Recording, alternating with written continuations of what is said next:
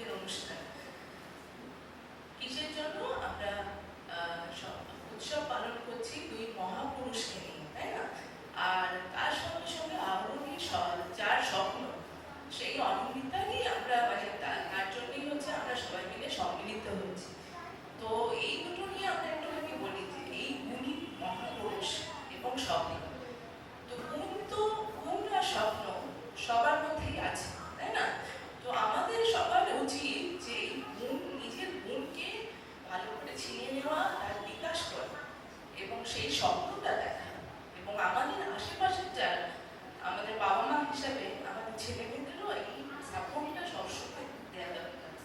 তো খালি পড়াশোনা নয়, তার সাথে সাথে তার মানুষের গুণ তো অনেক রকম হতে পারে। কারো কারো তো গান, নাচ, কবিতা লেখা এবং অনেক কিছু ডিফারেন্ট স্কিলস আছে। তো সেইগুলোকে কিন্তু আমাদের সোশ্যাল রেসপন্সিবিলিটি, খালি মানুষ হিসাবে না, আমাদের বাবা মা হিসাবেও আমাদের ছেলে মেয়েদের উপর প্রেশার ক্রিয়েট করে সবাইকে সাপোর্ট